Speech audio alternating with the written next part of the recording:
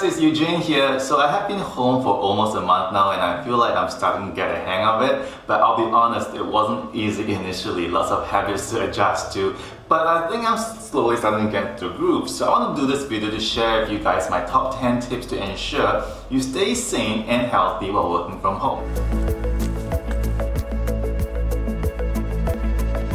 So the coronavirus has drastically affected the global economy and sadly things aren't showing signs of slowing down anytime soon. So this year is bound to ask for more people to work remotely since the sure way to keep the virus from spreading is to maintain social distancing. Now your company may have asked you to work from home, or in the worst case scenario you're unemployed and you want to join the emerging trend of remote workers. But regardless of how you got here, there are some essential tips and tricks you need to know to stay healthy as you work from home.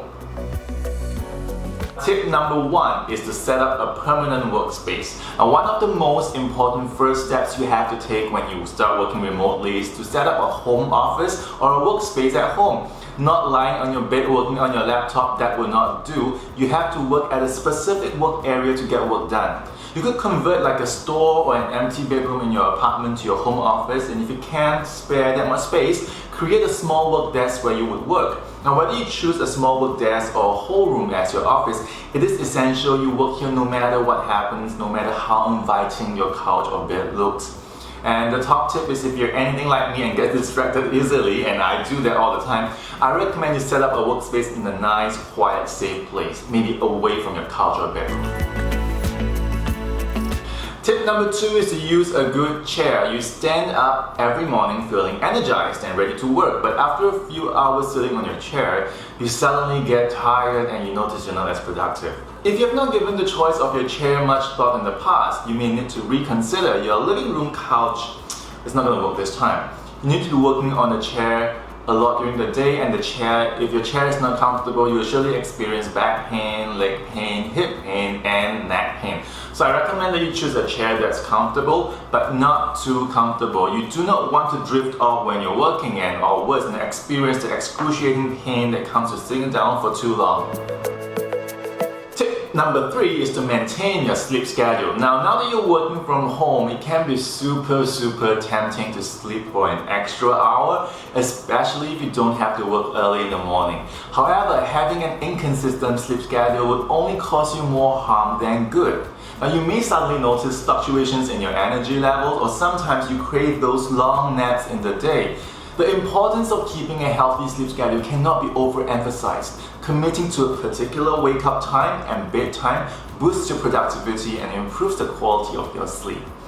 The top tip is temptation will come, especially during the middle of the day. However, going to sleep isn't the best option. When the desire to sleep or nap comes, it is much more efficient to take a walk around. You know, we're human, so I suggest if you want to sleep, if you really need to sleep, I suggest you take a power nap, a 20-minute nap, set an alarm clock, you'll wake up feeling refreshed and ready to go. Tip number 4 is to stick with your routine. If you're just transitioning from working in an office to working at home, sticking to a routine might be challenging, but all successful remote workers live by routines. When I started working at home, I realized that I was checking my emails on my phone all the time and then rushing to my laptop to start working. In the long run, I noticed that wasn't productive at all. So what I did was I changed my routine and started treating my workspace at home like my office, and my productivity level tripled. Treat your work at home precisely the way you treat your work at the office. You're not managing a home now, you're managing a business at home. So set up an alarm in the morning, make sure you get breakfast, take a bath, get dressed. You need to be prepared for office work. You don't have to put on a suit or a tie, but get out of your PJs. And one of the perks of working at home is the free time to enjoy. So remember, when you set up your work routine, remember to include breaks and workouts and meal times. And tip number 5 is to exercise and stretch. Now exercise not only boosts your physical state, but they also have a substantial effect on your mental health as well. You can achieve a lot of exercising in your living room. Since you're going to be working at home, you have to keep your belly fat in check.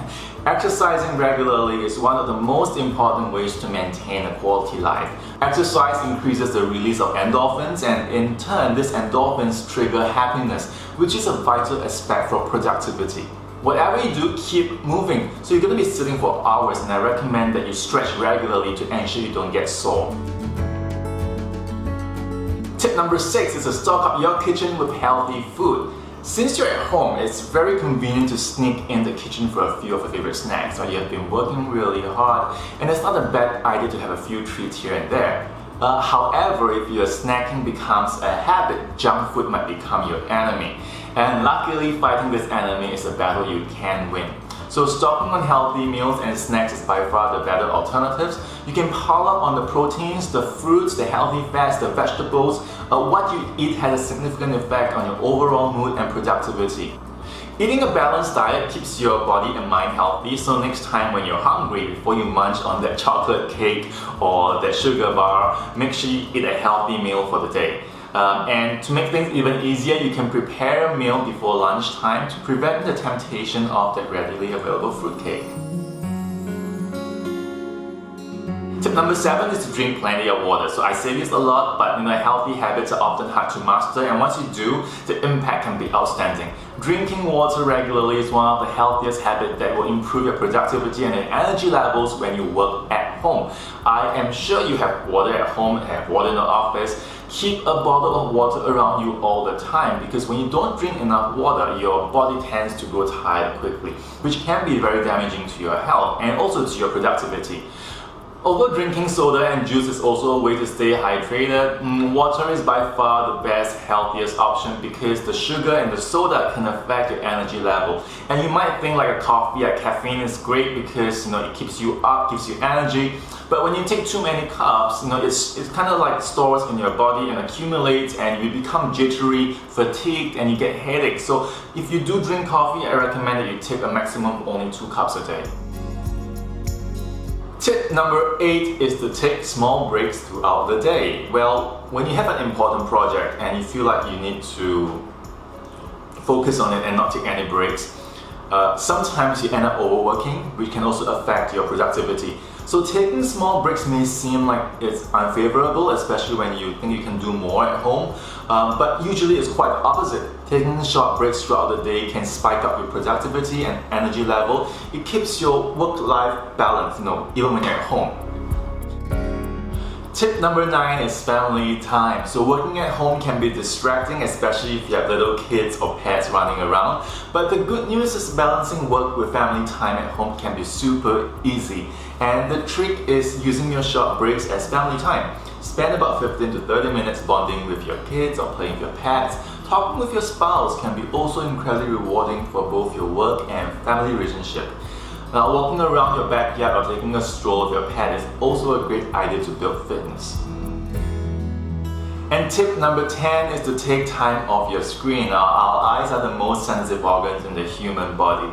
And now that you're going to be working at home, you're going to spend a lot more time in front of the screen. Whether it's you're looking at your computer screen or your phone or your tablet, staring at the screen for long term can be damaging to your eyes, just like any other parts of your body. Your eyes need time to rest.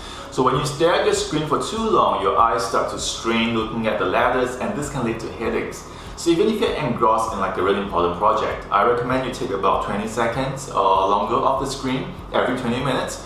This time off screen gives your eyes a time to recover and prevent your eyes from drying out. So I know I said I'll give you 10 tips, but I couldn't resist to add another one more. So here it is. Tip number 11 is to stay connected. And I know working at home might seem like a dream come true for some of you. You don't have to worry about your boss. You don't have to deal with office politics. But however, working from home can be extremely lonely. But fortunately, you're not alone in the world. So it is essential you stay in touch with your colleagues or friends. Having a social connection can help you stay motivated, keep you accountable, and keep you sane. So here are my top tips for staying at home while you do social distancing. I hope you guys stay well, stay safe, and let's get through this together. See you next time.